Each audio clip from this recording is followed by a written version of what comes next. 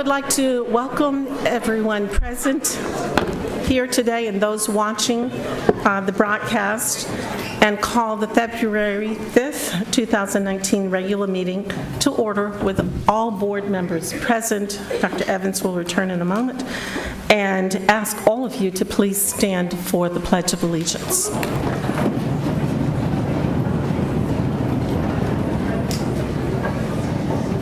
I pledge allegiance to the flag of the United States of America and to the republic for which it stands, one nation, under God, indivisible, with liberty and justice for all. Thank you. You may be seated, please. I would like a motion to adopt today's agenda. Second. We have a motion that's been moved by Mr. Barrera, was it? Yes, and seconded by Beiser. Mr. Beiser. Please vote on that.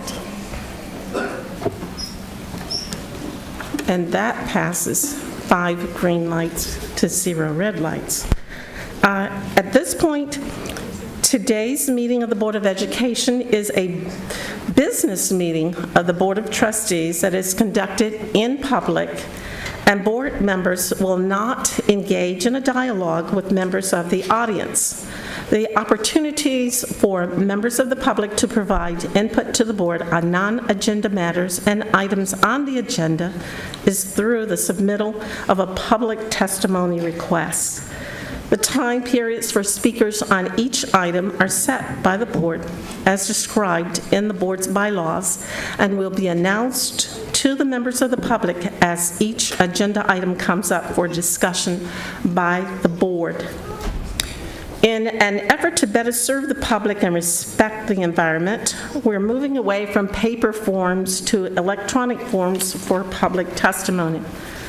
Please be patient during our transition as we are testing this new process at tonight's meeting, and we will be reviewing it. If you wish to address the board on any of the agenda items before the board today, or on a subject that is not on today's agenda, and your name is not on the speaker list printed on blue paper located at both entrances to the auditorium, and you have not already submitted a request for public testimony, please complete the electronic form. For your convenience, computers are available adjacent to the reception desk in the lobby, and a laptop is on the table in the back of the auditorium. Requests are automatically time-stamped and must be submitted prior to the beginning of the discussion on an item. If you need assistance completing or submitting the form, please see board services staff at the laptop in the back of the auditorium. Speakers on agenda items will be called on to speak during the discussion of that particular agenda item. All public testimony on non-agenda matters will be heard at the end of the meeting. We have 5 items, and I believe they all relate to charters. And with that, we have members here from various charter schools around.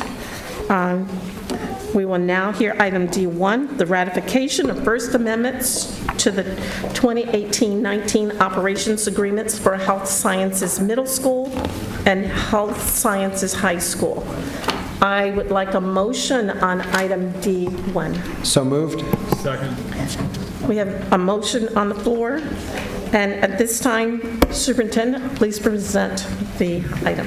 Thank you, President Whitehurst-Payne. I'd like to say thank you especially to Deidre Walsh today. Had a long day. I know you time up in Sacramento early this morning and made it back for the meeting, so thank you for your work today up in Sacramento, representing the action that the board took earlier. And Anna, I know you're going to present the two of the 5 charter items, and then Deidre will present the other 3, but it's nice to have you both here to do the work tonight.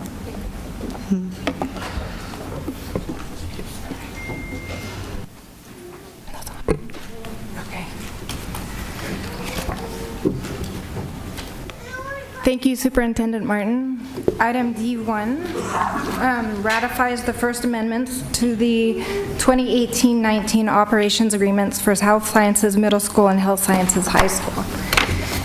The First Amendments to the 2018-19 operations agreements change the supervisorial oversight fee from 1% to 3% of the school's LCFF revenues beginning February 1, 2019. Health Sciences and the district entered into a 20-year lease that began January 16, 2019 for $120 per year. Ed Code Section 47613 allows a district to charge up to 3% of the revenue of the charter school for supervisorial oversight if the charter school is able to obtain substantially rent-free facilities from the district. Thank you. Do we have any speakers? No. No speakers. Board discussion? No discussion from the board members? Not? Let's vote. And again, we have 5.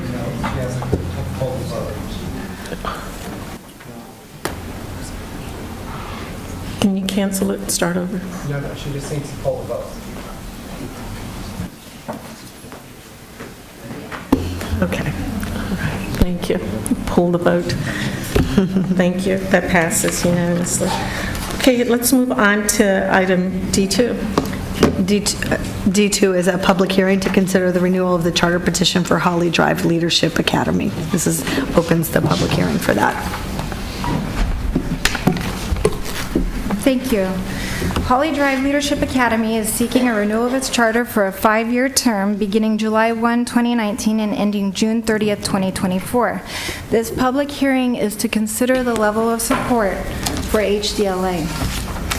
HDLA currently serves students in grades K through 8 at a co-located site with Webster Elementary. We've provided an overview of the charter school, Holly Drive's projected enrollment over the next term, its governing board roster, and a list of schools that students would have otherwise attended. And it is noted that HDLA students come from 27 different district elementary schools and 8 middle schools. Staff is currently reviewing the charter renewal documents and will bring forth a recommendation to either grant or deny the renewal of the charter at a subsequent date. Thank you. Thank you. Do we have any speakers? Yes, we have 7 speakers on item D2. I believe they wanted to come as a group for their 10 minutes. Alicia Smith, Lorenzia Taylor, James Woods, Johan Valenzuela, Layla Aziz, Cheyenne Smith, and Michelle Anderson.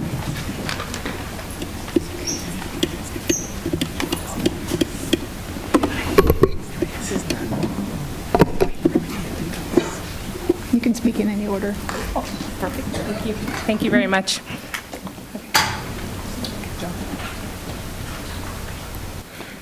Good evening, President Payne, Superintendent Martin, and Board of Trustees. My name is Johan, and I am proud to tell you about my school.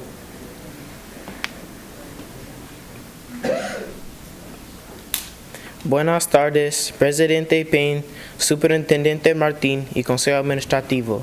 Mi nombre es Johan y yo estoy orgulloso de contarles con respecto a mi colegio. I want to take a moment to tell you what makes Holly Drive Leadership Academy great. Quiero tomarme un momento y decirles lo que hace que la Academia de Liderazgo de Holly Drive sea excelente. All schools teach reading and math, but our school provides opportunities. Todas las escuelas enseñan lectura y matemáticas, pero nuestra escuela ofrece oportunidades. Such as dance class, photography, art, basketball, coding engineering, chess, and a ton of field trips. Como clases de baile, fotografía, arte, baloncesto, ingeniería de codificación, ajedrez y un montón de excursiones. What I love most are the close relationships we have with the staff, including the principal. Lo que más amo son las relaciones cercanas que tenemos con el personal, incluyendo a la directora. We are truly loved and cared for at this school. Somos realmente amados y atendidos en la escuela. I am so happy that I got an opportunity to be a student at Holly Drive Leadership Academy, my family. Estoy tan feliz que tuve la oportunidad de ser estudiante en la Academia de Liderazgo de Holly Drive, mi familia. My name is Lorenzia Taylor, and I wanted to tell you that all three of us spoke in a language that is not our native tongue. Johan came to Holly Drive in the 4th grade not speaking a word of English and is on track to graduate from Holly Drive with honors in June. James came not speaking a word of Spanish. I came not speaking a word of American Sign Language. We want to thank you for allowing us to show one of the amazing things about Holly Drive Leadership Academy. What is Holly Drive Leadership Academy?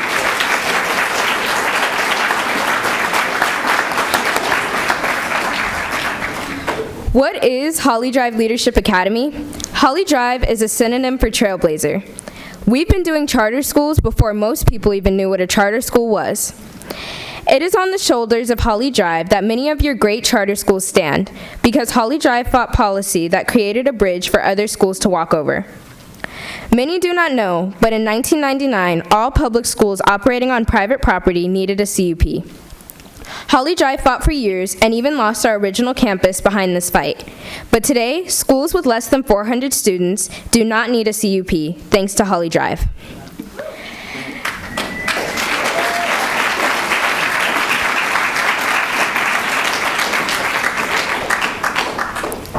I had the opportunity to be educated by Holly Drive from kindergarten to the 8th grade and graduated Holly Drive's valedictorian in 2018. Today, I am a student at Health Sciences High and Middle College, where I have a 4.4 grade point average. Right.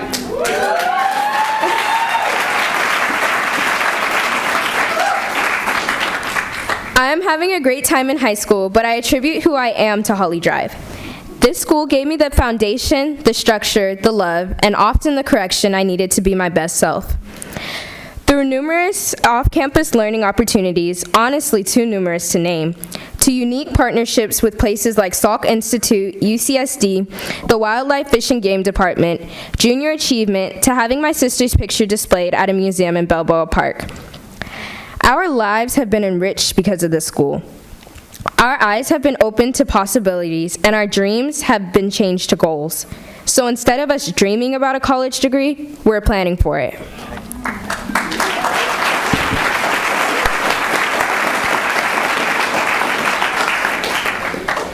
It's hard to describe in words the beauty of Holly Drive. It has an atmosphere that you will only truly understand once you step in it. You won't see her beauty from the gate or even outside the building. You must peel back the external layers and step into her inner core. It is the people who deeply care about the success of each student as well as their well-being. It is principals who will step into our world and dance against us. It is vice principals who will escort us to father-daughter dances if we don't have a father. It is teachers who attend our games on the weekend to support us, often when our own parents don't show up.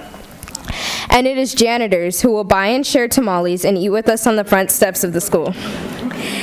That's who Holly Drive is. A home away from home. Sometimes the only stable place we have. Thank you for allowing me to tell you a few words about this gym called Holly Drive Leadership Academy. And thank you for not silencing the voices of the people in District 4 by protecting their opportunity to choose where their children go to school. President Payne, Superintendent Martin, and Board of Trustees, we choose Holly Drive. Please allow us to continue making that choice. Thank you.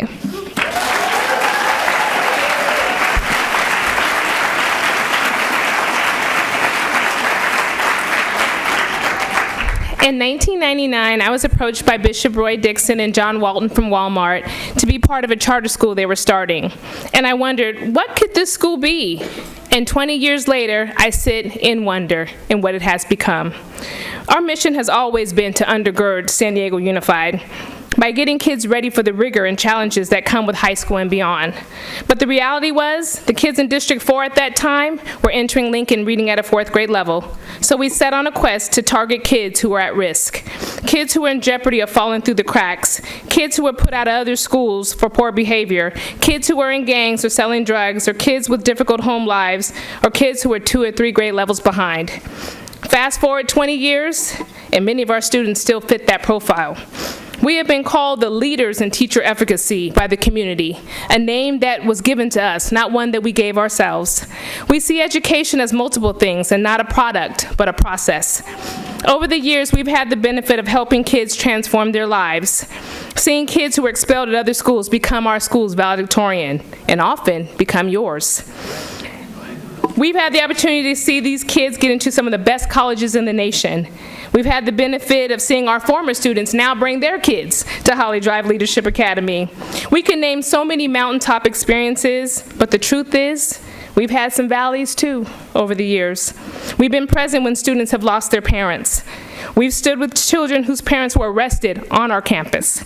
We have been present when foster parents gave up on these kids and dropped them off with their stuff at our school. There are numerous kids. These are the kids that we support, nurture, and educate at our academy every day. It is those valley experiences that drive me every day. It's what makes me get up at 3 in the morning to do my principal work so I can serve and impart leadership to the students during the day. It is the kids that, despite our best efforts, still slip through the cracks, that fuel us to consistently seek best practices in education, to implement innovative programs and opportunities, and partner with other schools to maximize their learning and growth. We're looking forward to the next 5 years to grow and learn, and we appreciate you seeing our vital role and value in the educational community. Thank you. Thank you.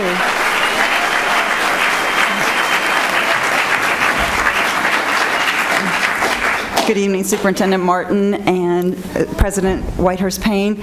As a proud member of the charter community, I would like to ask everybody here who's in support of Holly Drive to please stand up so they see just how many supporters you all have. Thank you very much.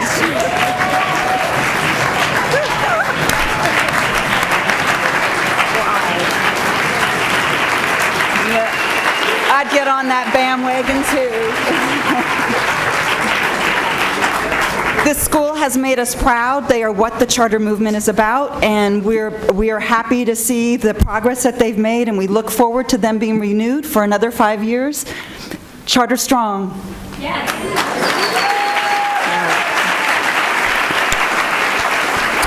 I'm just a parent of 2 10-year-old identical twins who have an IEP.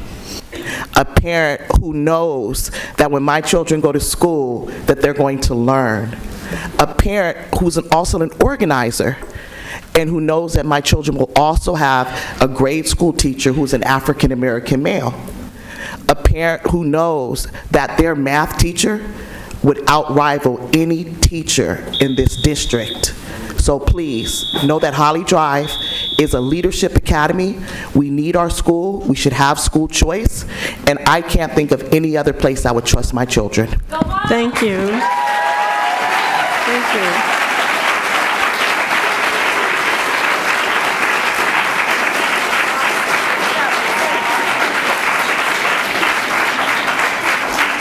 Thank you. The public hearing on item D2. Any questions from the board members? No, I actually just want to say to the students who just presented, I've been on this board, this is my 11th year, and we've heard many, many public hearings, and I have never heard a more impressive, creative, or articulate presentation from students.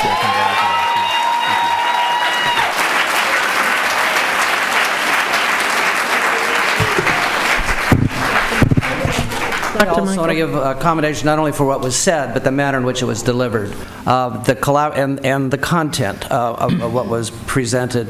It's the collaboration that you have between your students, your community, and the educators in this partnership for learning. I look forward to seeing the project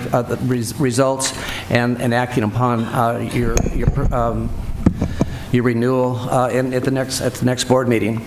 It appears your broad and well-rounded curriculum is addressing the needs of your students. You were doing multiple languages. We saw that demonstrated here. Students arrive with minimal or no multiple language skills, and they are leaving well prepared. It was a thrill to see and hear the voice of an alumni who was doing extremely well, and I've heard other stories of other students who moved on to other high schools and into college.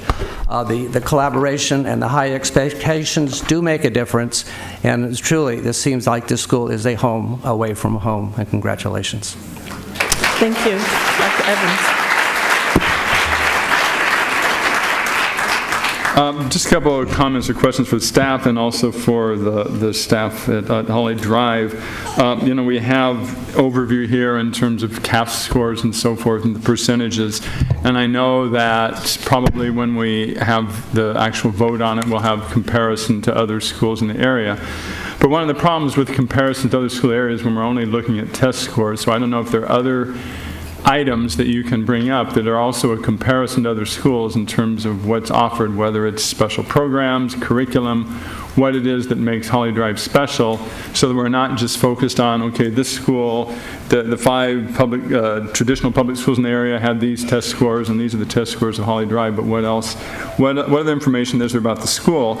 And then to Holly Drive, it would be very helpful if, for the next time, if they could present, and I don't know if for sure if it was in here, but information on the follow-up in terms of the students, like where they've gone to high school and what their success rate has been in high school, because that was one of the messages that this K-8 is preparing them for our other public high schools, and so it would be really good to know, because that would be a much better measure of the success of what they've done over all those years, is how they go on to perform well in high school, and it was mentioned also in college and other areas of life.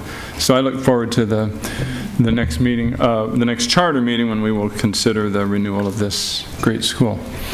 Thank you.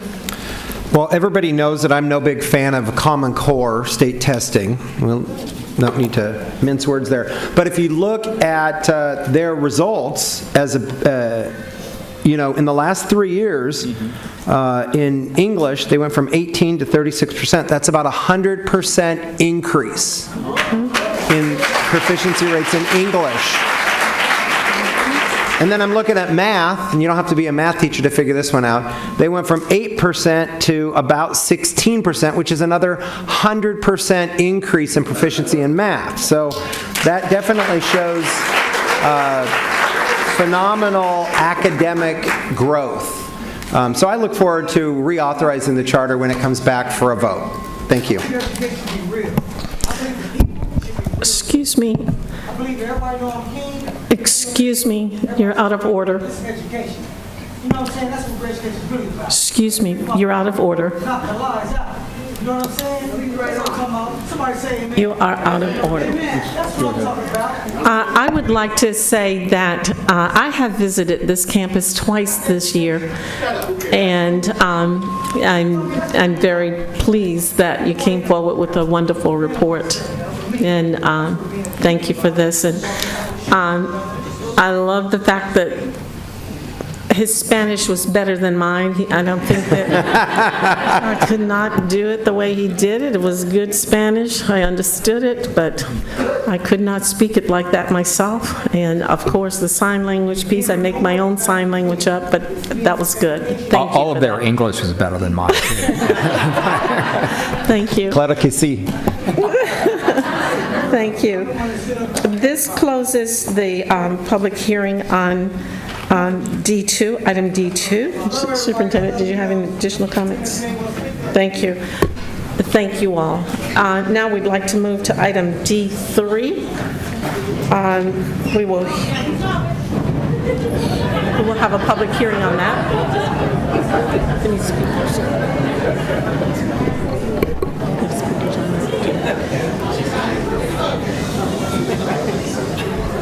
Superintendent, would you please present the item? Thank you, President Whitehurst-Payne. Item D3 is the public hearing to consider the renewal of Gomper's Preparatory Academy, and similar to that public hearing, we're going to open the public hearing this evening, as they're seeking the 5-year term beginning July 1st, 2019 to end June 30th, 2024. Great, thank you. Yes, so this is the public hearing to consider the level of support for Gompers Preparatory Academy. Table 1 summarizes the charter petition and renewals. Gompers currently serves grades 6 through 12 at a district site on 47th Street. Table 2 provides an overview of Gompers. Table 3 summarizes their projected enrollment for the next charter term. We've also included a board roster and a chart of schools where they pull their students from. And district staff is reviewing the renewal documents and will bring a recommendation to deny or renew the charter at a later date. Thank you. Thank you. I understand we have 2 speakers. Yes, Michelle Anderson, citizen, and Cecil Stepp. 3 speakers. So we'll give each of them 3 minutes. So I'm going to ask Richard Barrera to recuse himself from voting on Gompers. As we learned from the Marnie Foster fiasco, the school board members are not supposed to be acting independently. You're supposed to take action together as a board. And yet, I have a letter here written on San Diego Unified stationery of Richard Barrera sticking his nose and meddling in Gompers' business. That's not his job. He's a school board member of San Diego Unified. He is not a school board member of Gompers Charter School. Gompers was failed by San Diego Unified, which is why the public decided to make it charter. One of the greatest accomplishments in education in District E and in this school district. So I want to know why Richard Barrera is writing a letter to intimidate the administration of the school. It's not appropriate for a school board member that's going to vote on the license of operation for it to continue as a school to be sending his letters saying, I want you to do what I support, or else. That's pretty much what this letter says. And it was followed up by another one by Lorena Gonzalez Fletcher or Gonzalez, whichever one she decides to go by. So I want to ask this school board, didn't you guys make a policy after Marnie Foster that you don't act as individuals, you act as a board? Because this, I couldn't find anything that approved for Richard Barrera to use station letterhead and send out a letter to the Gompers administration. It's intimidation. You guys are going to vote on their license. They're doing great. Far better than San Diego Unified could ever do for those kids. Couldn't do for those kids. So, Richard Barrera, you need to recuse yourself. And Sharon Whitehurst Payne, you're right there with him. You're right there meddling in the background, and you guys think we're not going to find out about it. Not cool. Not cool.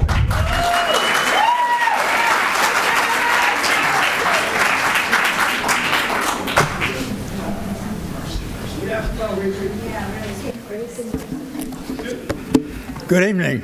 Good evening. Cecil Stepp, Chairman of the Board, Gompers Preparatory Academy, and we do not get intimidated by anything.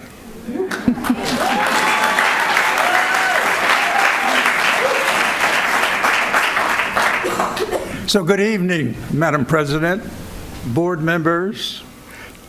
Cindy, it's always a pleasure to be in your company. This is my 14th year coming here, and I come to you with a lot of pleasure. When I think about what we have done in 14 years, it is done in favor of doing the impossible and making it turn into something of value. So let me take you back 14 years ago. I remember very distinctly when I first went to Gompers, the idea that we were struggling with gang violence on campus. Kids were coming through gang territory to get to campus.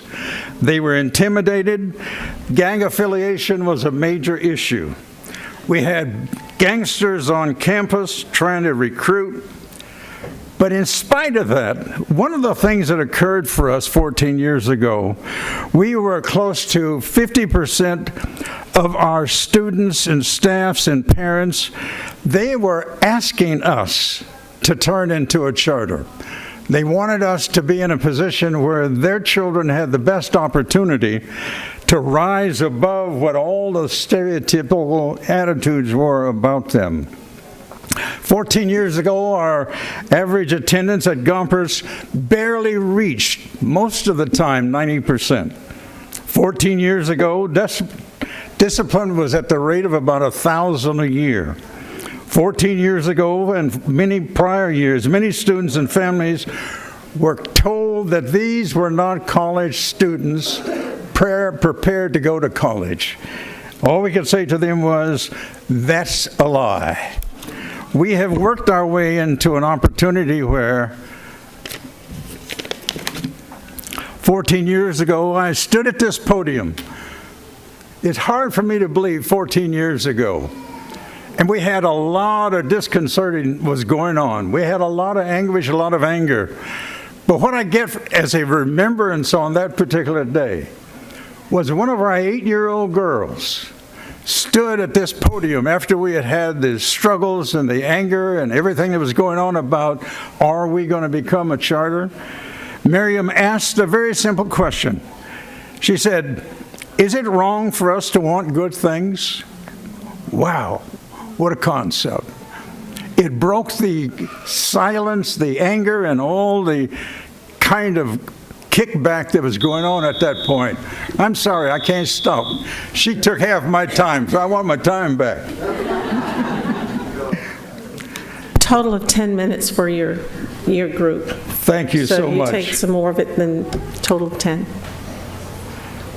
14 years ago, most of our seniors were just little kids.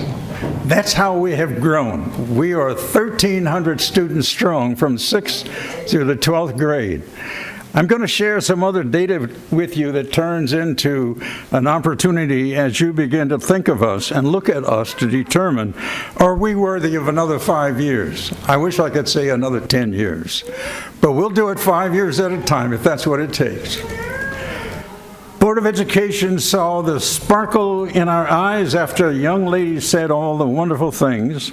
They saw the caring in our hearts, the determination in our souls to turn an unsafe, underperforming school into a safe, joyful campus where college preparatory, high school graduation, college acceptance could become the new reality.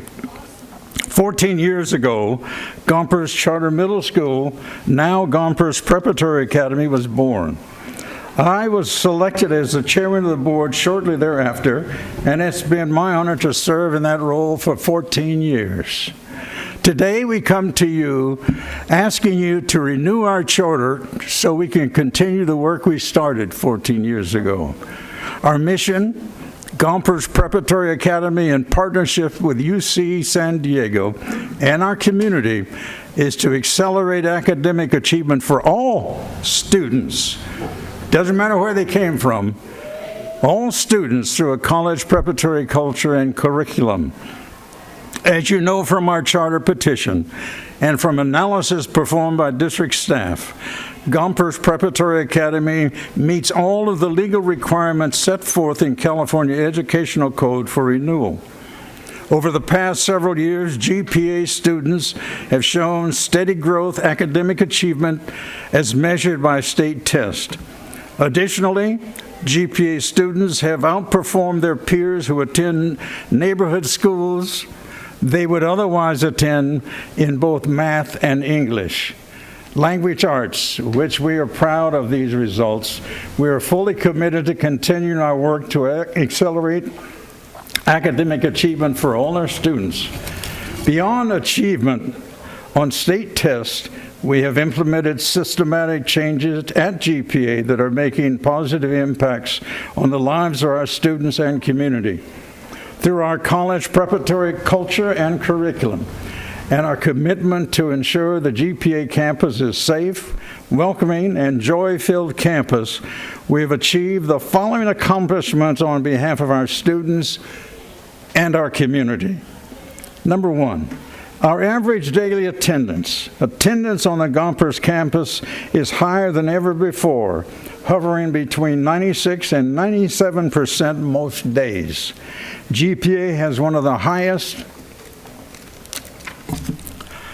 attendance rates in San Diego and averages 2 to 4% higher than our neighborhood high schools.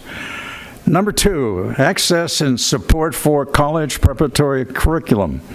Since our first graduating class in 2012, over 95% of our graduates have completed the AG curriculum required for admissions to UC and CSU schools, completed at least one advanced placement course, gained admissions and/or enrollment at a four-year university or community college. Number 3, four-year cohort graduate data. With an average 96% and a record-breaking 99% in 2018, GPA's cohort graduation rates are some of the highest in the district. We are proud that our, and I quote, because this is our theme, failure for us is not an option. That's what we live by. Approach to students' learning has consistently inspired and supported our students to graduate high school on time and with their peers. 14 years ago, we set out to change our school, positively affect our community, reform education in ways many thought impossible. I know each of you on that dais has seen with your own eyes through campus visits, community events, attending our spectacular graduation celebrations, that we have made good on the promise of our charter. Walt Disney, who you know is an inspiration for a lot of our work at GPA, once said, "It's kind of fun to do the impossible." While doing the impossible is never easy and requires a lot of hard work, the results are always worthwhile. We have a saying at GPA, we're serious, fun, yet still serious, for another 5 years so we can keep our students in school on track to keep graduation and attend college. I'm asking you with all my heart and soul, love us like we love our kids. Our community is in a position where they have not only talked about us taking on elementary school as well as middle school and high school.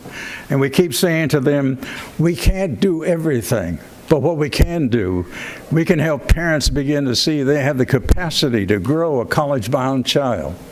When I think of the colleges that we've had, we have covered colleges from one end of this country to the other. And that is something that I think makes me wake up at night with pride, that we have the ability of impacting lives of children who everybody thought, because of their ethnicity, their language, and their background, that they were impossible to teach. We have made that a lie. Thank you. Thank you.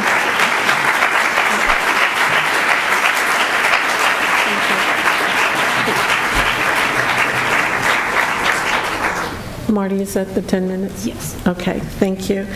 That closes the public hearing on that item, and now we'd like to hear from board members.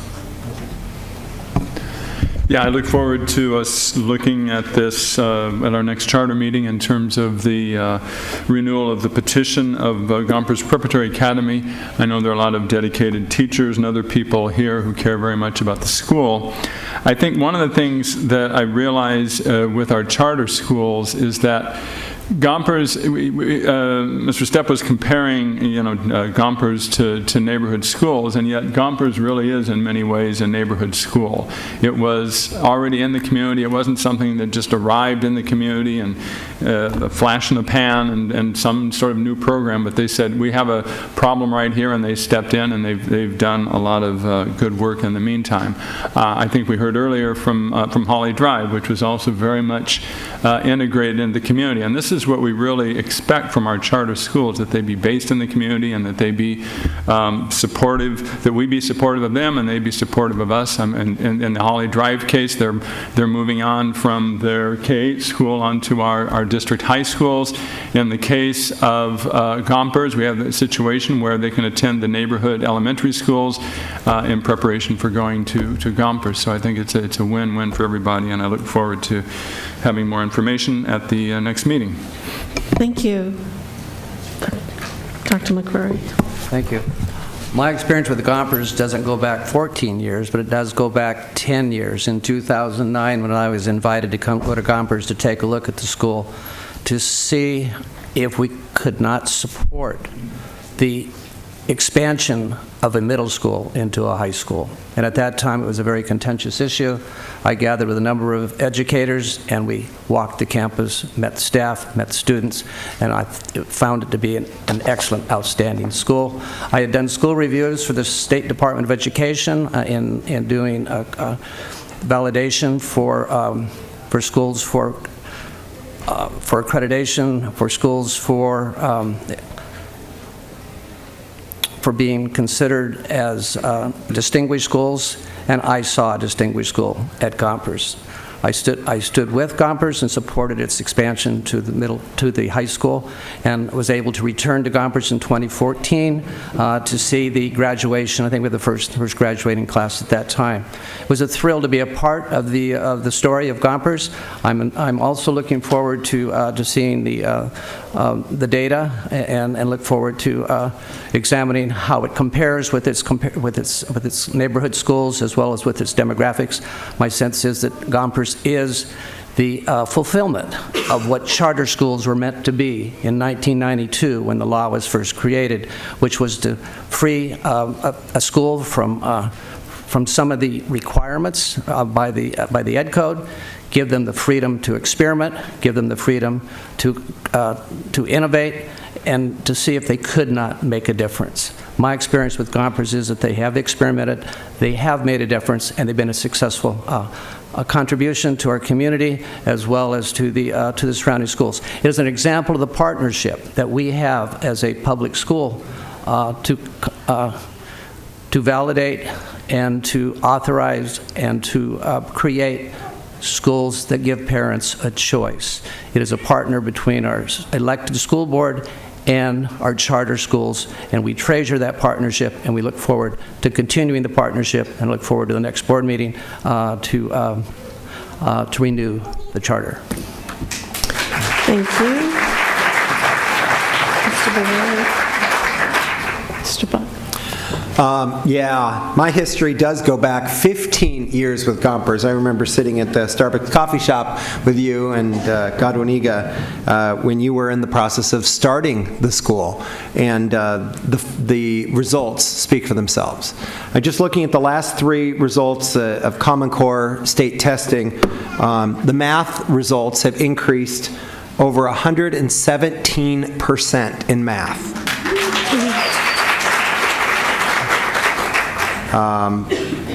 And in English, in the last 3 years, the results have increased 31% to almost a 38% proficiency rate. So those are just some phenomenal academic results for the kids there. And I know I've gone to many of the graduations there where every kid is graduating because they're getting the supports that they need and the help that they need. And then they're all being accepted into colleges. And that's the opportunity that those children have. And so I actually don't want Mr. Barrera to recuse himself because I want to renew on a 5-0 vote. Thank you. Gompers? Oh, I won't be recusing myself. I guarantee that. Gompers is in my community. And unlike most of you on this dais, I remember Gompers before. And I remember it now. I see it now. And it's like night and day. The difference is phenomenal. I also recently visited your campus and gave me a wonderful tour. And I had an opportunity to see how you work together collaboratively as a team and support you in all of your work that you're doing there on the campus. And we need you in the community. So thank you for all you're doing. And I look forward to the next graduation. I don't know what you're going to do next, but I'm looking forward to it. Thank you. Superintendent, did you have anything else? Anything else on this item? Since it's just a hearing, okay, then we'll just move forward. Thank you all for coming tonight. We'll move to item D4. I'll move item D4. I will second. Okay, we have a motion on the floor by Mr. Beiser and Dr. Evans. And at this point in time, Superintendent? Thank you, President Whitehurst Payne. This is a recommendation for a revision to the charter petition for the Charter School of San Diego. It's just a revision and the change in location. Any speakers on that? No speakers. Any board discussion? Otherwise, let's just vote on it.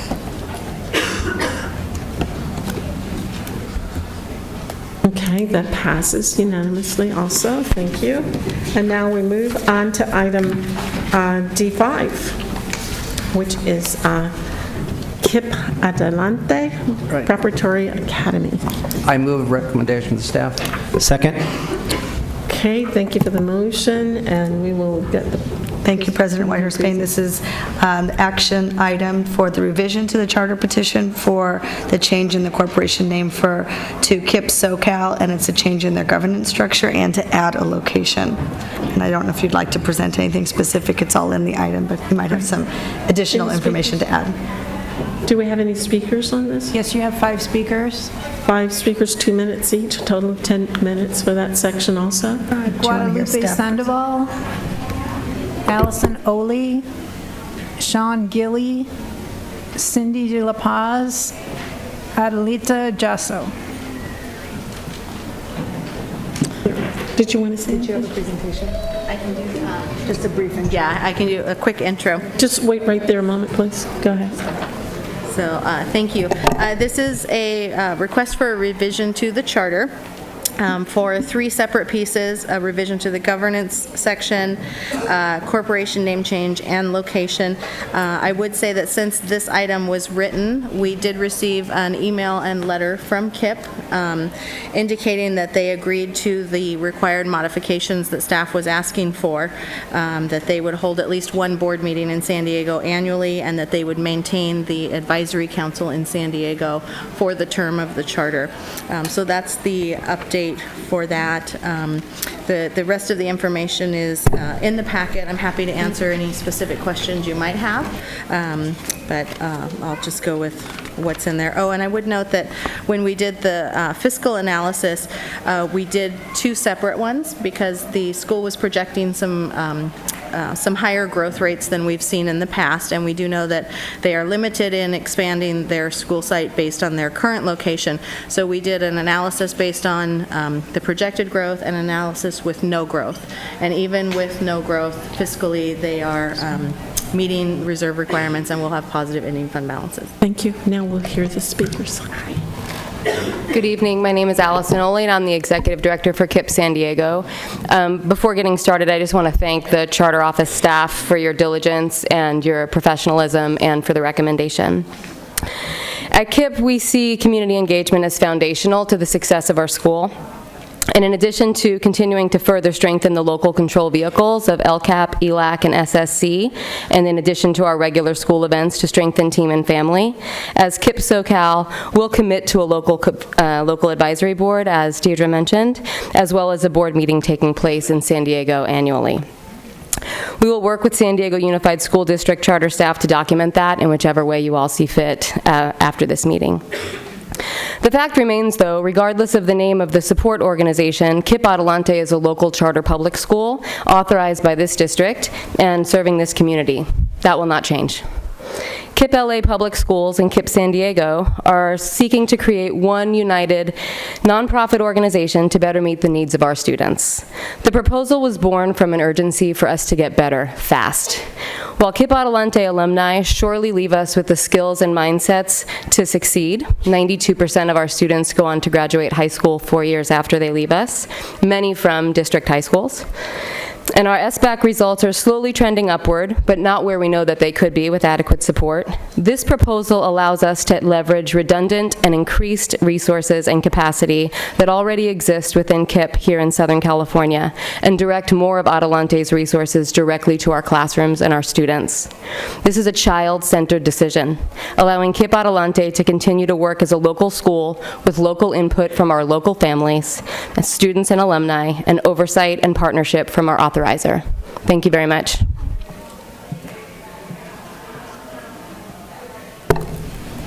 Hello, good evening. My name is Cindy De La Paz. I choose Kipp for my family because I'm excited about Kipp SoCal. because teachers and leaders will receive great support, which leads to great retention. This provides stability for my children, and stability. Oh, give me one sec. Sorry. Trust between myself and the school. Kipp so-called will include local San Diego boys. While I know that many Kipp so-called board meetings will be placed in LA, I will have the opportunity to attend via video conference at the school sites in San Diego. Real input from families is needed with budget and priority decisions at the LCAP and ELAC, and as well as SSC meetings. Looking forward to plugging into the family ambassador program established at Kipp LA.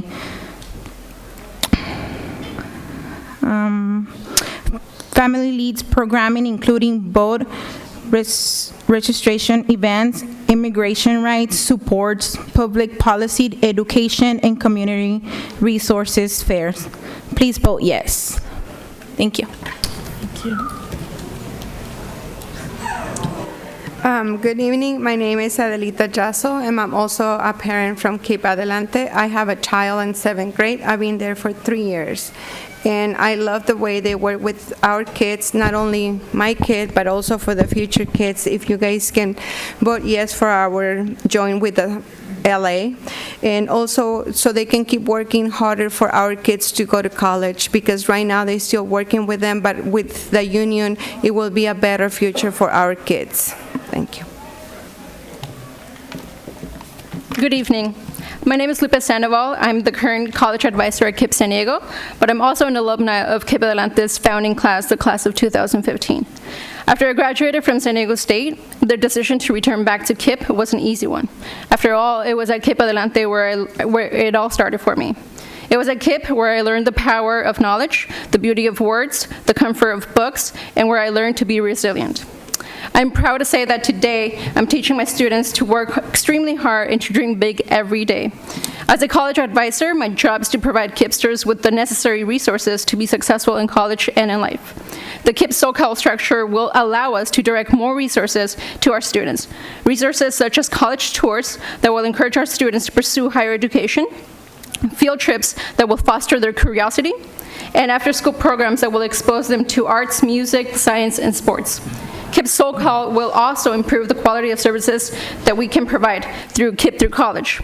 My team will be able to conduct more advising sessions with students and create more parent workshops to help families navigate college, debunk myths on financial aid, and match them with growing careers. Kipp was my support system. I can honestly say that without them, I wouldn't be here and I wouldn't have been successful in college. Thanks to programs like Kipp Through College, I became the first in my family to graduate from a 4-year institution. For all of these reasons, and as an alumna of Kipp Adelante, I strongly encourage you to vote yes on the material revision. Thank you. How's everyone doing? My name's Sean Gilly. I am the Kipp 8th grade science teacher. So I've taught at Kipp Adelante for the last 3 years, and I've actually been teaching with Kipp for 4 years because I previously taught in the Bayview. The reason I love Kipp is because of the culture of success we try to build at the school. I've seen it in the Bayview, and now I've seen it with Adelante. We strive for our students to be the best that they're able to do, and that means like setting an example of high expectations for teachers and for students. I've always seen in our building, we push teachers to be the best they can, whether that's making sure we communicate together to ensure that whatever we are doing, it is going throughout the building so everyone is achieving their highest for our students. I also believe that every student deserves a chance to have a choice-filled life, and I've never seen that more apparent than when I've been at Kipp, that we push for every student to do everything they can, so if they want to go to college, they have that choice, or if they want to do something else, they have those choices in their life for when they grow older. Sorry, I'm a little nervous. I feel like I'm shaking. All right, here we go. So why I'm excited about the Kipp SoCal and be able to come together is just the opportunity to grow our family. Like I think about, right now I'm teaching biodiversity, and I think about diversity in the classroom and with our SoCal region, and bringing all these different creative minds to be able to make sure our community in San Diego is the best it can be, I think is just an amazing thing that we can do for our students in San Diego. And I'm looking forward to be able to come together with science teachers all around SoCal to be able to make enriching programs to ensure our students have the best that they deserve. Yes, thank you, everybody. Thank you all. That closes our public hearing on that. Board members, do you have any? Yes, Mr. Barrera. Yeah, thank you, President Whitehurst-Payne. Just a couple of questions for Deidre. So I think Allison had referred, the school, Kipp Adelante, continues to be the school that's chartered within our district, and so our relationship continues to be solely with that school. Is that correct, or? Correct. So we would Okay. continue to be the authorizer of one school. Yes. It's the nonprofit public benefit corporation that will oversee San Diego plus the 17 LA schools. But we still oversee all of San Diego Unified and not those 17 other schools. Right. And then do you foresee any changes in terms of your office's oversight over Kipp Adelante that would result from this change? No substantial increases in oversight. We have requested that the accounts stay separate so we can track all of the funds and see everything like we normally would. And the larger organization has provided us, even though we do not authorize the other schools, they have provided us their audits, and we've been able to go through the finances for the other schools to make sure that they are all fiscally sound and that our school is joining a strong organization. Any other? Dr. Evans? Yeah, I'm having a little hard time understanding all of this. I mean, we've placed a big emphasis on democratic engagement of stakeholders and local control of our schools. And I understand that what Kipp is saying is they can get some more support by being tied to this particular group. I'm not sure why they couldn't, as a Kipp organization here or around the country, whatever, work with each other or have consultants or pay however they would, as opposed to taking away the authority of a local board. I mean, and I know it was mentioned that there would, the compromise seemed to be, excuse me, that there would be, one board meeting locally per year, but I don't understand this issue of not having the school locally controlled by a local board and cooperating with Kipp in terms of whatever kind of professional development and collaboration they would need. It just seems like we're moving back to sort of an out-of-town thing where someone, and the imbalance is obviously pretty big. I mean, in terms of there's so many LA schools and versus San Diego that the San Diego Kipp influence on that board is going to be very limited as far as the decisions that they make.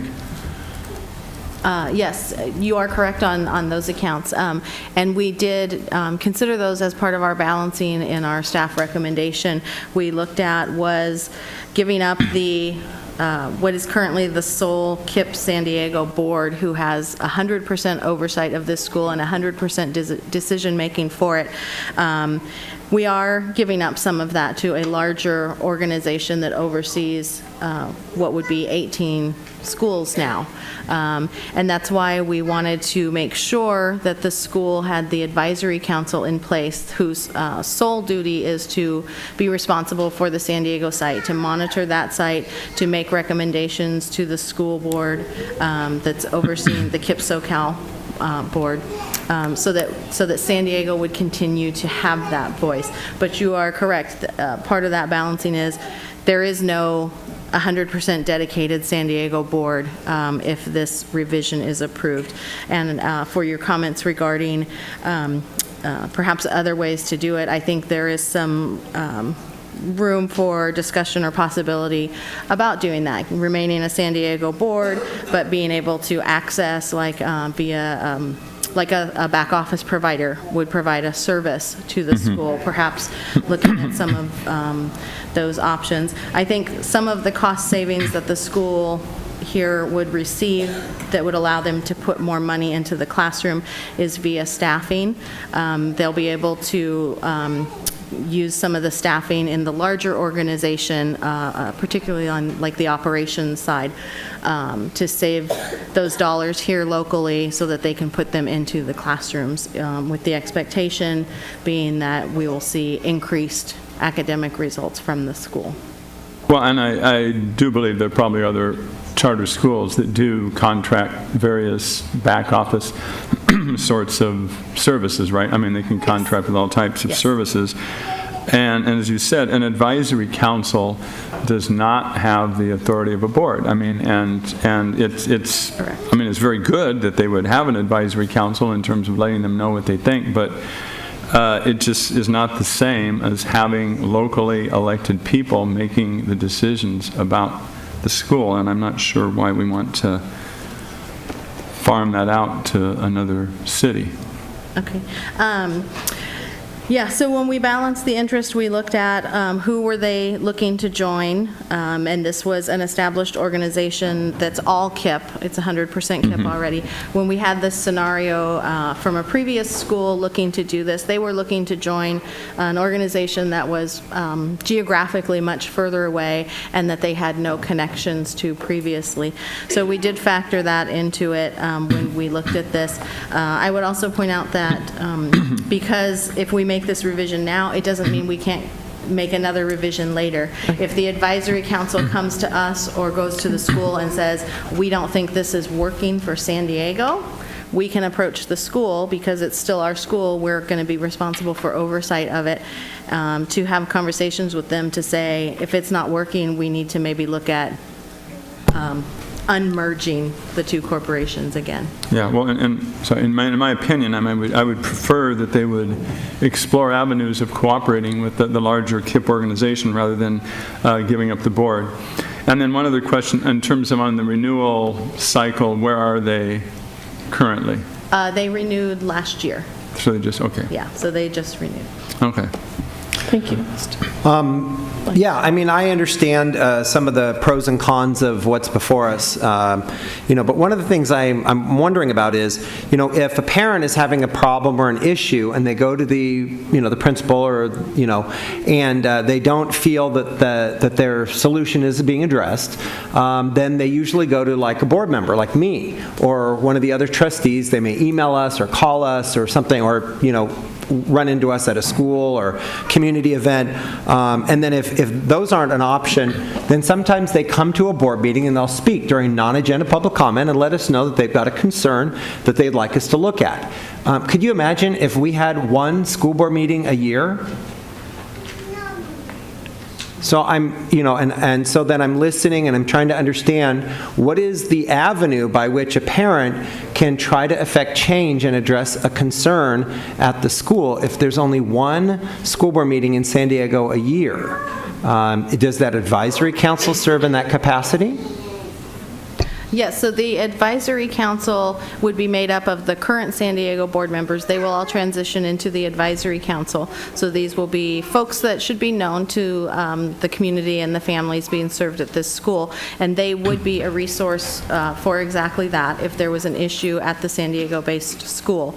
So they could address the issue, or if it's not able to be addressed there, it would move on to the larger, the Kipp SoCal school board, but they would be a resource. So they'd have to go all the way up to LA to bring it to their board members' attention. They could participate via the video teleconferencing, although we would agree that that is not an ideal. Okay.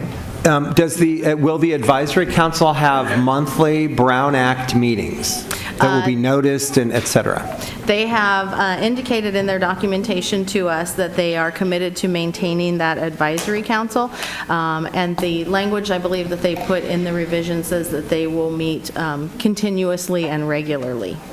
The board down here, I believe, met 7 times last school year. Okay. So it's a reasonable amount of time. And are those meetings noticed and in compliance with Yes. Brown Act for the Yes. advisory council? We could require that. We could have a conversation with Kipp San Diego to make that part of the requirements. Okay.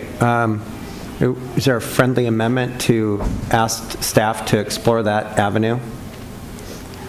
Who was the maker of the motion? Can we wait a bit for amendment? Could we wait a bit for amendment and continue the conversation, and then go to that? I'd like to have some opportunity before you. I've concluded my input. Other than that, I think that, that this has a great opportunity to benefit the students. Right, so I'm have similar concerns that have already been mentioned by the board, and I've also mentioned these to Allison in our conversations, and Deidre and I and the superintendent had conversations regarding the issues and concerns that I had. And there basically were 2. The one which has come up here is the governance structure, and the second one is the growth projections. So normally when we have issues and concerns, we do mitigations, we talk about the pluses and the minuses, what's the upside or the downside, and see if we can't reach an understanding or an accommodation. In terms of governance structure, it's clear that the law requires local control, accountability, active engagement of our parents and our community, and the concern is that our community, and as they make this transition from being a board with control to an advisory committee with just giving suggestions, and so I share that concern, and I'm wondering if we couldn't have maybe Allison address that and address our concerns. I know we've heard from Deidre. I wonder if Allison, if you can give us a little heads up as to why you decided to take this direction, and what's the upside, what are the downsides, and what are the mitigating circumstances. Thanks for the question. So a couple things. One, while one board meeting a year will happen physically in San Diego, all of our board meetings will be set up so that anybody locally who wants to participate can do so through video conferencing. That's important. It is. We absolutely agree. It's very important. And then beyond that, we've also determined that we will require that some representation on the larger Kipp SoCal board is a resident of Kipp San Diego. So it is not the case that just folks from far away are the board for the nonprofit. But then the question around specifically why we've decided to explore, why we're moving forward in this direction, is precisely what Deidre reiterated, is that this structural reorganization allows for us to see significant cost savings that results in more dollars directly going to the school and less going to overhead and administrative staff. Does that answer the question? Yeah, so it's offloading a major responsibility for governance to another organization, so that you can better allocate your existing resources for the instructional. I wouldn't say it's offloading governance. I would say that it's taking advantage of some operational capacity. That's one thing. And then in terms of governance and local input, that we are not offloading anywhere. We are ensuring that our local board members are part of the larger board, and that we've got strong local control vehicles in place at the school site. Okay. So if I may, just to piggyback on that, because when I brought that up about the idea of, people get charter schools get lots of services from other organizations, what would keep you from contracting or having some sort of agreement with Kipp and still maintaining your local board? In terms of whatever services, back office, professional development, whatever it is, why couldn't you do that and still have your local board? Because some of the so for example, the executive director, we don't need an executive director position in San Diego if the executive director of Kipp SoCal oversees both regions. Mm-hmm. And so that's a full salary that would be better directed to classrooms. Mm-hmm. Okay, thank you. Yeah. So Deidre also mentioned that this agreement that we would have for the Kipp SoCal, the larger group of 70, so we become one of 17, or we 1 plus 17 becomes 18 charters? Kipp Los Angeles currently has 16 schools in its organization, and Kipp SoCal will have 17. Becomes 17. And then the understanding is that if this proves not to work out, there can be a divorce or a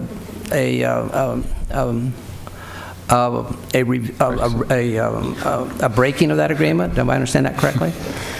Well, at Kipp, we always seek to make things better, and when there's a problem, we find a solution. So if this didn't work, yes, we would figure out how to make it better. I don't think that there are any options that are off the table in that regard.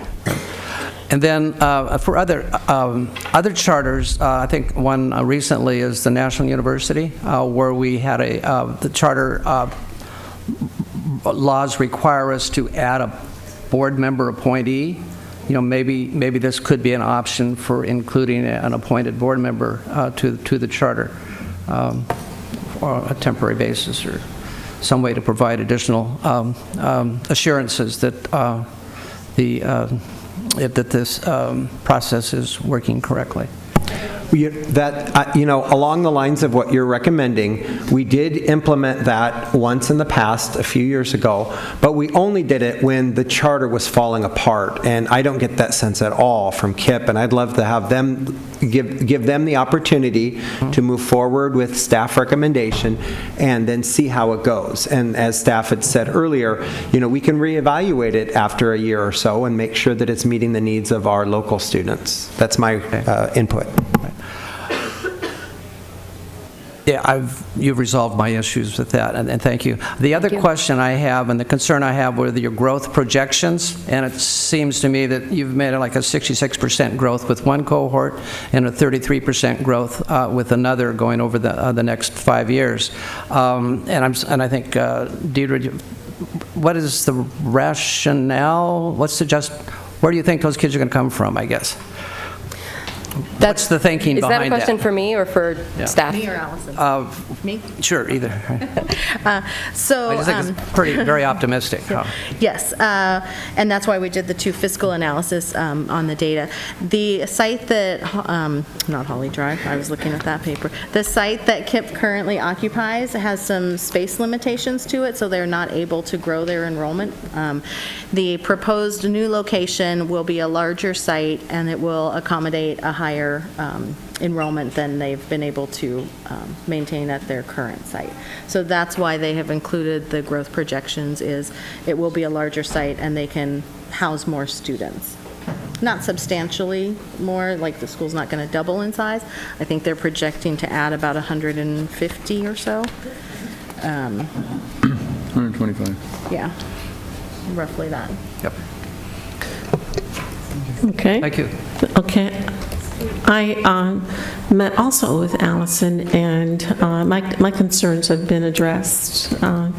As you said, you can always bifurcate if you need to, and I'm willing to support this because I too had the concerns about having LA to be the partner, but I think that with this board becoming the strong committee and intervening as necessary, and if things don't go well, then we can always bring it back and pull it.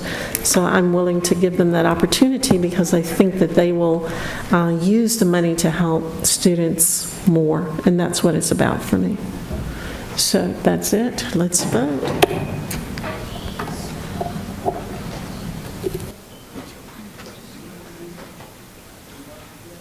So we have 4-1 on this particular item, with Dr. Evans voting no. Thank you, and we move forward with that item. This ends our regular meeting. We will now have non-agenda items for public meetings. So for those of you who'd like to leave, in the non-public meeting is before us. Okay.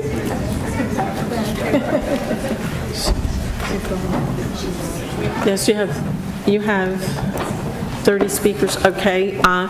With 30 speakers, we will have 1 minute each. So with that, we'll wait till the noise in the back. Just like the city council. Yeah. City council one.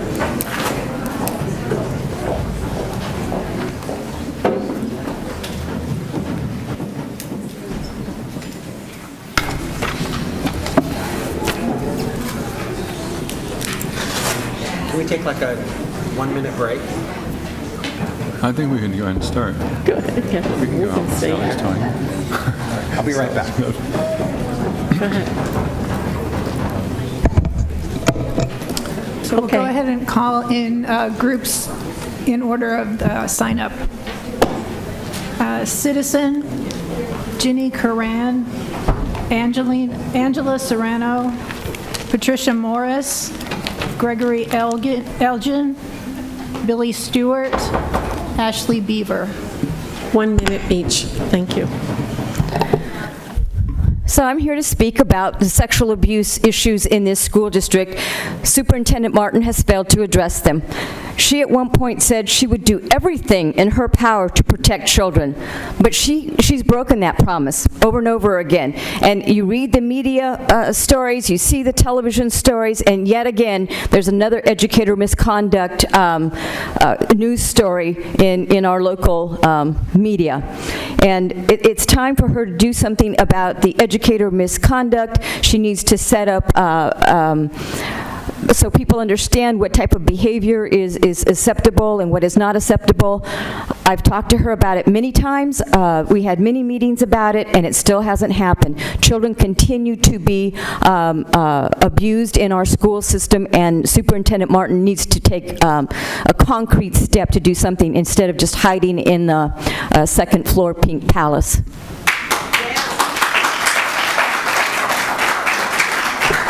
Next. Hi, my name is Ginny Curran. I am on the core leadership team for Concerned Parents of San Diego. I'm a 38-year teacher, peer coach, staff developer with this district, now retired. I love my job. I would have done it for free, but don't tell anybody that. I enjoyed the challenge of preparing lessons that were just right for the students' level of readiness for their material. Cindy Martin, Kevin Beiser, Mike McQuarrie, Richard Barrera, and Sharon Whitehurst Payne, you all did the same challenge. You were all teachers. You enjoyed that same challenge, being sure that your students were prepared to take the next step in their learning. One of the tools we used back in the day was the KWL format. I'm sure every one of you recognizes this. That's why I was going to bring a big chart, and I thought, no, they don't need that. The first thing we would do is find out what the student already knows about the language, and then you ask the students what questions they would have, and then you record their learning. And the point is that they don't know anything about gender in 6th grade yet. Thank you. So it's not right at their level. Thank you very much. Thank you. Next speaker.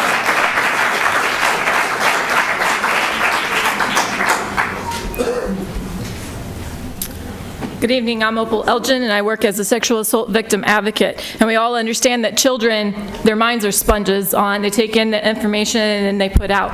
Of that basis, 66% of boys and 40% of girls want to perform the sexual acts that they are seeing. Now, the videos that you've put on your website for learning has not been conducive to this information influx. 932 adult sex addicts were studied. Of that, 90% of men and 77% of women say that porn was definitely an added factor as to why they became sex addicts. In that time frame, from 1986 to 2005, there was a yearly study that was conducted that found that 63% of women suffered from sexual abuse by a family member, also reported sexual assault after the age of 14. In this, adolescents that were raped or... Thank you. Adolescents that were raped during the first year of college, those with prior history of sexual victimization, are 1,000% more likely to be re-victimized. A child who is victim of prolonged sexual abuse usually develops low self-esteem, feeling the worthlessness and abnormal or distorted view of sex. Your video on sexual harassment showed 3 sexual assaults occurring, but you called it harassment because the video states that they can tell the perpetrator to stop. The school hasn't even solidified a handle on bullying. How do you think a child is going to feel comfortable talking to teachers about the worst aspect of sexual abuse when they see these videos? Videos that say it's normal and okay. Videos that say people and acts of porn aren't real. Try to explain that to a child who lives that life each night because the sex trafficking ring has started at the age of 11 or 12 to groom kids for life as slaves. I am Gregory Elgin.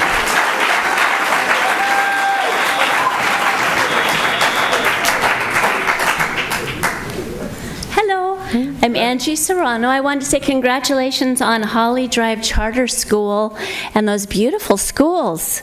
So impressive. One thing I saw in that group, of the Holly Drive group, was a happy parent. She clearly felt like she was a part of that group, felt respected and listened to. And a sad fact is that since 2003, San Diego Unified School District has had declining enrollment, nearly 10%. That has to be alarming to you. At the same time, a growing number of parents are choosing alternate education like charter school. How can you reverse this trend? I have a suggestion. Start listening to parents.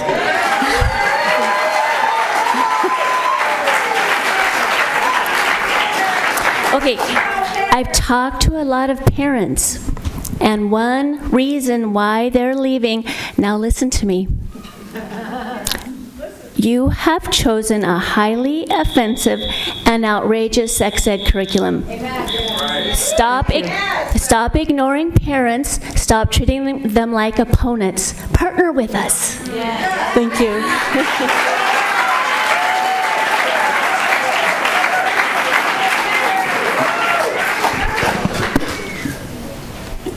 My name is Billy Stewart. I'm a parent and a grandparent. I've lived in San Diego since the 50s, and I've seen a lot of things change in the education system in this San Diego County. I know that the children are to be educated based on receiving a diploma to graduate from high school, preparing them for a higher level of education. You have certain requirements that's required by the school district for them to receive that diploma. English language arts, mathematics, physical education, history, social studies, world secular studies. Isn't biblical understanding a part of history also? That's been removed from the curriculum or from the school district. World languages and visual, performing, and practical arts. Will sex education become a subject requirement for our children to receive a diploma? And the diploma would say, I'm a graduate of sex education.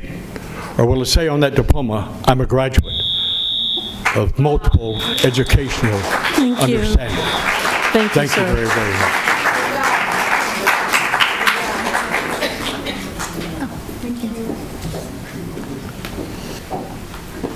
Do you have all the names? Good evening. My name is Ashley Beaver. I'm a parent. I'm also a credentialed teacher, and I love public ed. I love it. The law requires that sex ed curriculum is age appropriate. That means typical for the age group. So let's take a look at something for 6th grade, your average 11 or 12-year-old. The topic is introduced, oral sex using a latex barrier. I brought you a picture of one because I thought maybe some of you might not know what it is or how it's used. Let's pause for a moment. What if an 11-year-old doesn't even know what oral sex is? How is it defined in the curriculum? Mouth to genitals, mouth to anus. How much detail is a teacher going to go into in order to properly scaffold this new knowledge or vocabulary? Is an adult going to explain to non-consenting minors that a latex barrier is used to cover the vulva or anus for oral stimulation? This is a casual sex mindset that is going to do more harm than good, and the ramifications long after you're gone. Please put our kids first, all of our kids. Thank you.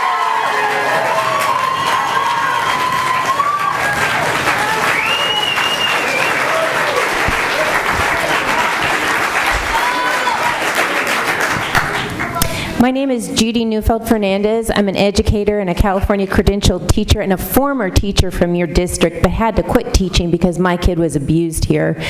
I want you to tell me if you're against human trafficking or for it, because if you are against human trafficking of children, you cannot be for this 3 R's curriculum. An independent inquiry into child sex exploitation in Rotherham, England, 1997 to 2013 found many children being raped by multiple perpetrators as young as age 11, trafficked to other towns, abducted, beaten, threatened with guns, etc. Authorities were complacent and assumed the youth were making a lifestyle choice.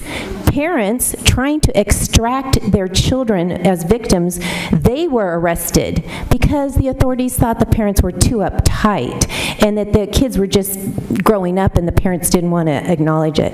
According to Norman Wells, who analyzed the report, comprehensive sex ed has created in young people the expectation they will have a series of casual sexual relationships within this culture. And it ends up leaving kids more vulnerable to trafficking, and all of our high schools have trafficking. It doesn't work to say you're against trafficking and you support this curriculum. It's not even a curriculum. It's heinous.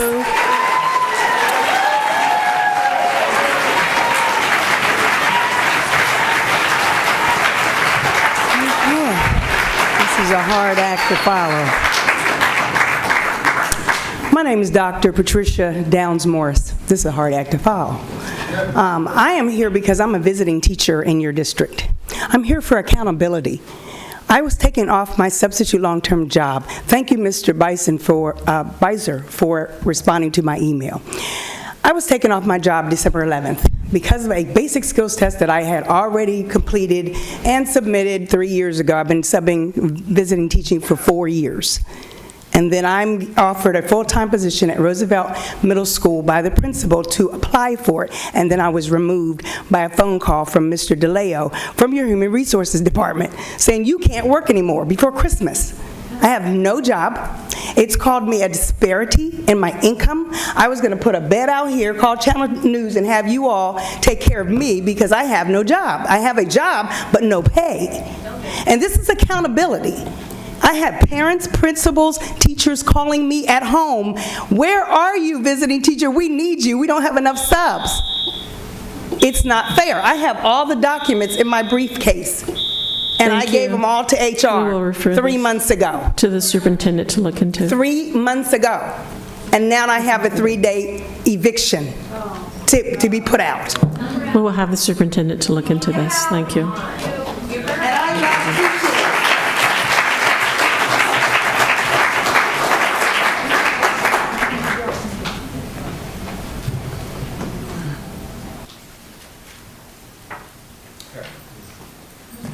Correct? Yes. Mr. AUH. Hello, Richard, how are you doing? How's your son doing at Harvard? Good. We already spoke. Ernie has a car. He's a BSS 2. But the problem is we're dealing with embezzlement of funds. Embezzlement is the act of withholding assets for the purpose and conversion of theft, such as assets, one or more persons to whom the assets will be entrusted to. You have paperwork in front of you proving HR has it, Drew Rollins has it, the chief of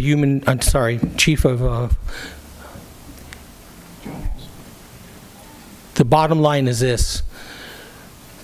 The director of maintenance and operations, physical plant operations, says this man should get paid, and the number's on the paperwork.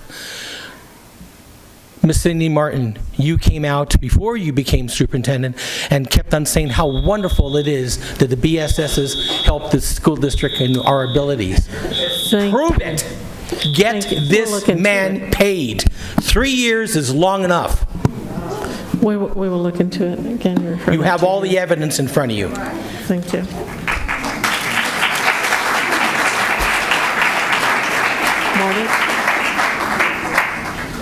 Okay, the next group would be Tasha Williamson, Michael Sexton, Kenneth Hurd, Bob Howes, Summer Boger, and Brad Jones.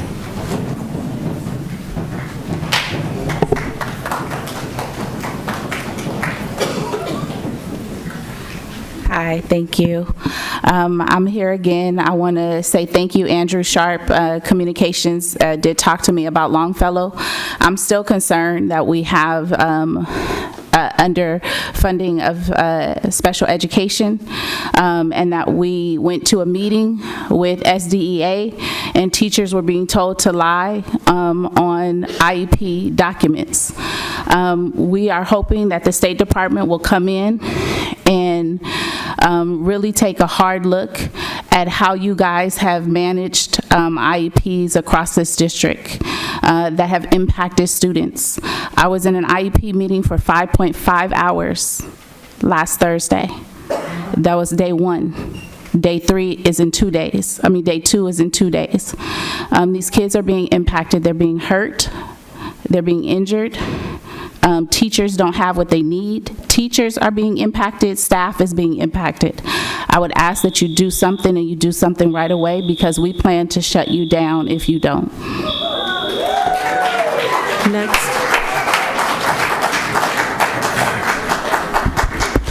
Good evening. My name is Michael Sexton. I'm just here to remind some of you people about real science. Real science states that there's only male and female. No such thing as, there's just all these genders here, androgynous, binary, cisgender. I don't even know what a cisgender is. Female is okay. We know what a female is, all right. But all these things are, against science, real science. You all took real science, right? Huh? We can get some NASA scientists in here if we have to show you guys there's only male and female, okay? And it's too much for any young student, okay? We need to stick with real science. Stop the fairy tales, okay? These kids are going to grow up totally corrupt in their minds. Now, another thing is, too, psychiatrists have said many times homosexuality is a mental disease. There's a lot of suicide inside the homosexual community. You got to stop doing this stuff, guys. Unless you're insane. Stop it. Next speaker.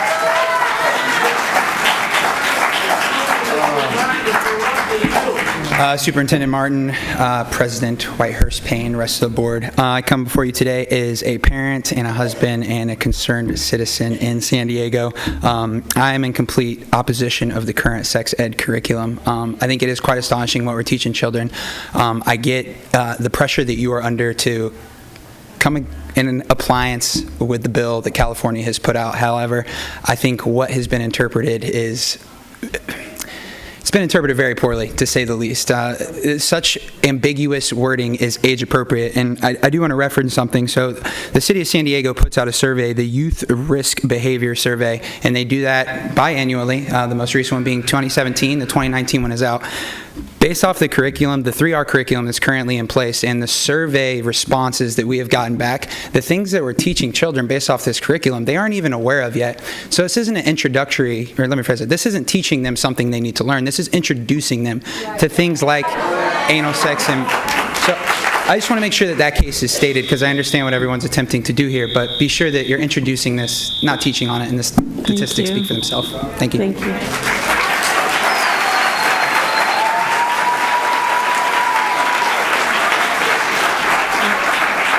Next speaker. So did we hear from Bob Howes, Summer Boger, Brad Jones? Is that you? ready? Hi, my name is Bob Howes. I'm 74 years old. I've taught 54,000 people as an educator, and I'm a very influential man in San Diego. In the days of Promise Keepers, I assembled 15,000 men, Christian men, in San Diego on the stadium down here. I can tell you this afternoon I wept. And why? As a 74-year-old man did I weep? I looked at the sex education, and I was embarrassed. And so, am I an activist? No, but I'm an activator. And I can tell you that when I look and see that 126,000 people, parents, 126,000 kids, and only 196 students were excused from what they were being exposed to, I'm online now. So I want to let you know that I've spoken to 971 churches in San Diego. I don't have to fight to get in. I'm welcome. So I'm not an activist, but I want to let you know, and declaring right now, my name is Bob Howes, and I'm going to visit 900 churches, and I'm going to make these people alive.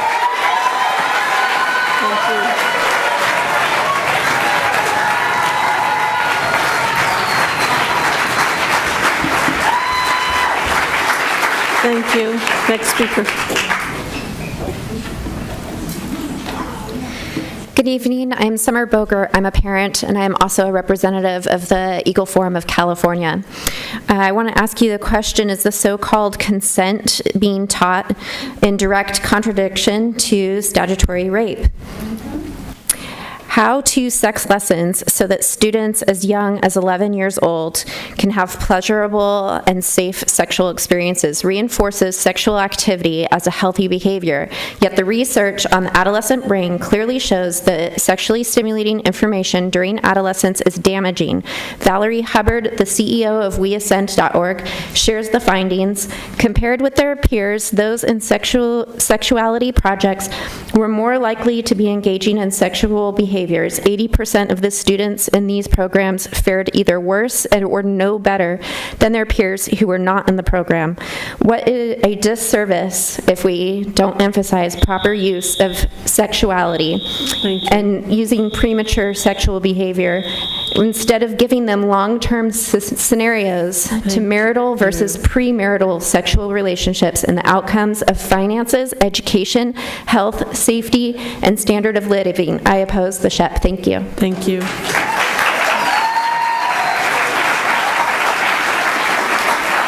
Board members, good evening.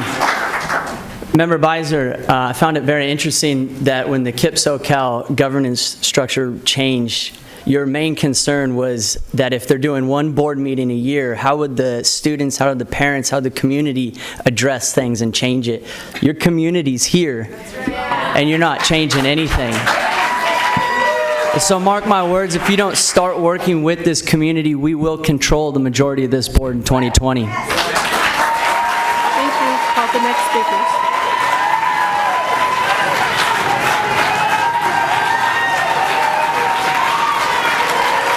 Thank you. Please be seated. Next set of speakers.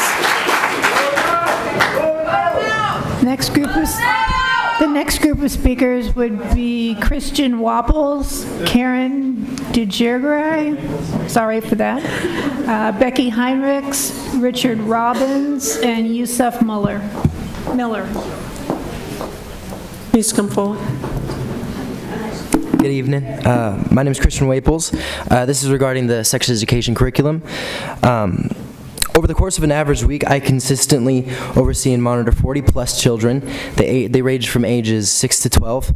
Under my supervision, I have the opportunity to listen and discuss various issues that they're actually dealing with. In a lot of our interactions, we deal with how to creative ways to handle topics such as being bullied, how to treat people kindly, how to take responsibility for the choices that they make, and kids often ask me difficult questions for them. How to deal with a parent getting a divorce, how to deal with someone dying in their family that they love, why they feel lonely or stupid. And this proposed curriculum, specifically regarding the inappropriate sexual education, it's so far removed from the issues that they actually have. The curriculum, it won't solve any existing issue. What it'll do is it'll spark curiosity, and it'll bring forth unnecessary problems for these kids. Thank you.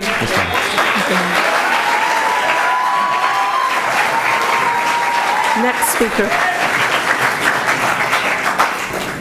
Hi, I'm Becky Heinrichs. I'm a pastor in San Diego. We have 5 campuses, and I represent 10,000 amazing people in this city.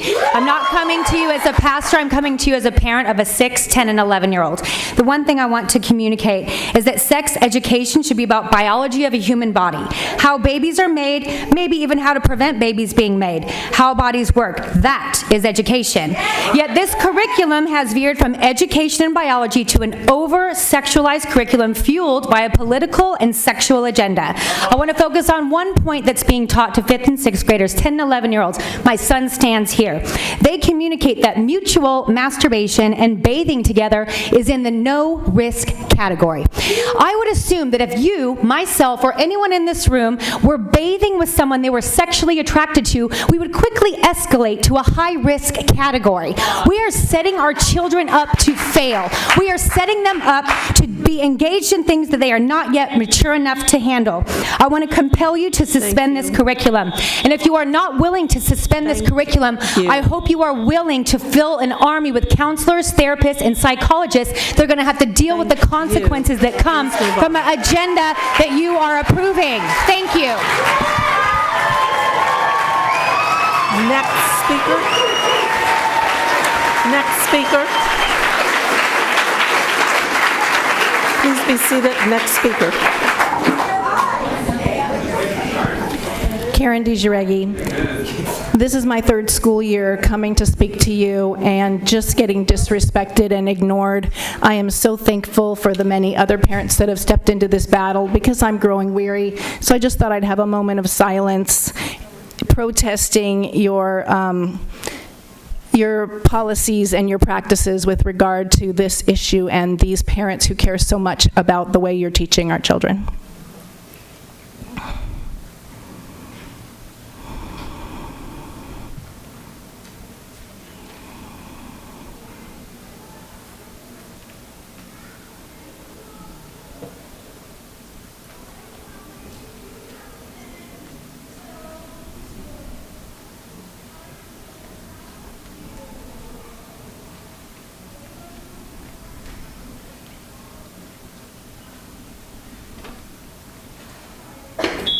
Thank you. Next speaker, please.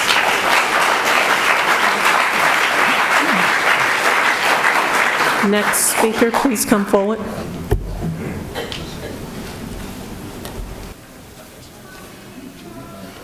Would you call the names, please?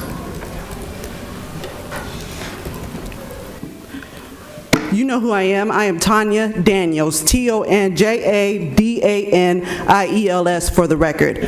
I am representing the People's Alliance for Justice, CARE, and the Racial Justice Coalition.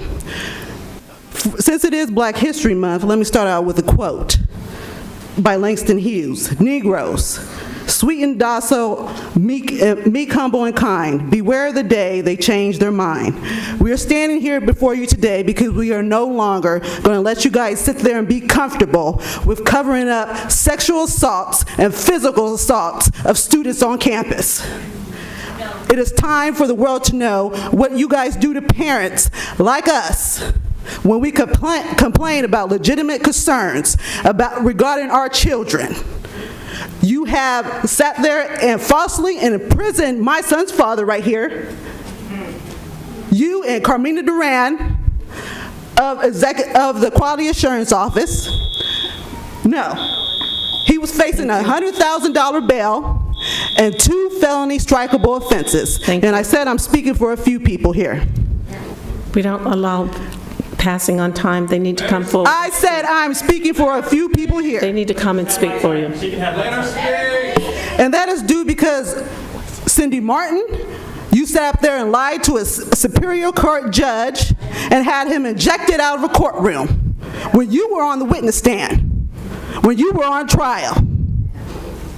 You and Carmina Duran gathered a lot of your district employees together and lied and made false statements saying that he made criminal threats to your office. And we all know that was not true because he was exonerated because I had the extensive evidence to prove it, that you guys were liars.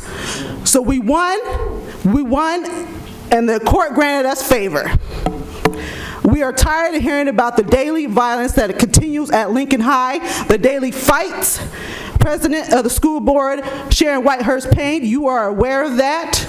There are reports that you have been present when there has been fights, and the only thing you can ignorantly say is, why are they fighting in the morning? Not once did you sit there and ask, is all the students okay? Do they need medical attention? Is there going to be any reports about the incidents? Thank you. No, is there going to be any reports about the incidents? And is there going to be any disciplinary action enforced? Because we will end this. I'm here to tell you, we are here to tell you that you will no longer sit there and negotiate with any of my coalition. The only negotiations that you, if you want to speak to us or anybody affiliated with us, we will see you in court. That's for sure. That's number one. Number two, the only negotiation that we will consider compromising is if there's termination of Principal Jose Soto Ramos of Lincoln High, Vice Principal Maisha Wiggum of Lincoln High, Math Teacher Paul Grimm of Lincoln High, and you across the whole board. We are taking back our children. Lincoln is ours. As a leader, you are supposed to protect them, and you have not. We are taking back our children, and we are reclaiming our stake in Lincoln High. And ain't no devil in hell like all of you guys are going to stop it. That's right.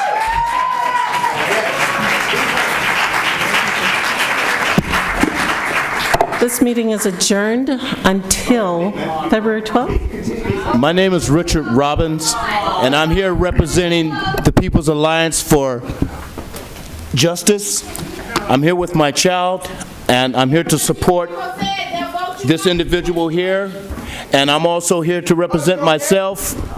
And you people are utterly ridiculous, and this doesn't make any sense. It's utterly ridiculous, and it's all in vain. You only give people 1 minute. You're not doing anything to accomplish anything that the issues that anyone has spoken on, and then you're walking out. So this is all in vain, so I don't have anything further to say. You're ridiculous.